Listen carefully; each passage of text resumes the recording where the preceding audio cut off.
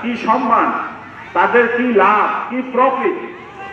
আল্লাহ রাসূল সাল্লাল্লাহু আলাইহি সাল্লাম বলেছেন যে মান কারাল কুরআনা ওয়া আমালা বিহি উলবিসা ওয়ালিদাহু তাজান ইয়াউমাল কিয়ামাহ জুরাহু আহসানা মিন জুরুস সানা। যে ব্যক্তি কোরআন শিক্ষা করলো এবং সে অনুযায়ী আমল করলো, মানে কি যারা মাদ্রাসা ছাত্র তালেবুল ইলম, তারা যদি ইলম শিক্ষা গ্রহণ করে সে অনুযায়ী আমল করে, তাদের পিতা মাতাকে কিয়ামতের কঠিন ময়দানে নূরের তাজ পরিধান করা হবে, যে নূরের তাজ সূর্য তাদের চেয়ে বেশি বড় হবে। সুবহানাল্লাহ। তাহলে কার লাভ? ছাত্রেরও লাভ, শিক্ষকেরও লাভ এবং অভিভাবকেরও লাভ। শুধু তাই নয়, অভিভাবক সম্পর্কে আরো বলা হয়েছে। আল্লাহ রাসূল সাল্লাল্লাহু আলাইহি সাল্লাম বলেছে মান তারা আল কুরআনা ফাস্তাযহারাহু ফাহাল্লা হালালাহু ওয়া হারামা হারামাহু আদখালাহুল্লাহুল জান্নাহ। যে কোরআন মুখস্থ করলো এবং হালালকে হালাল জানলো, হারামকে হারাম জানলো, তাহলে তাকে আল্লাহ তাআলা সরাসরি জান্নাত দিয়ে দিবেন। সুবহানাল্লাহ। তাহলে মাদ্রাসাতে তালেবুল ইলম সে যদি কোরআন শিখে, হাদিস শিখে, জ্ঞান অর্জন করে, তার বিনিময়ে সে কি পাবে? কি পাবে? জান্নাত পাবে। আর কোনো কিছু দরকার আছে?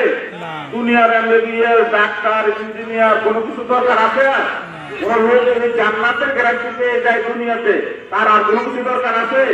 শুধু তাই নয়, ফাসাফাহু সে সুপারিশ করবে ফি আশরাতি মিন আহলি বাইতিহি কুল্লুহুম কাদ ওয়াজাবাত লাহুন নার।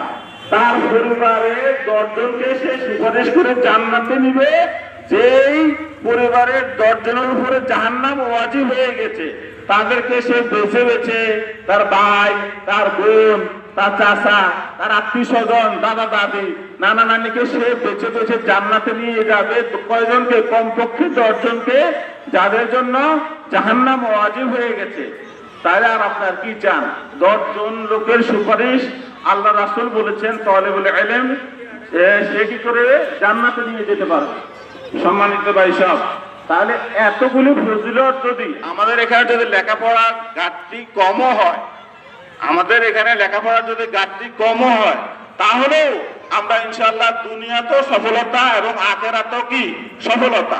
আমাদের এই হুজুর, আপনারা যে পরিবেশ পেয়েছেন, এই যে দোতলা বিল্ডিং, তারপরে তার ফ্যানের নিচে যে সুন্দর চেয়ার টেবিল, এই চেয়ার টেবিলে পড়াশোনা উনি করেন নেই।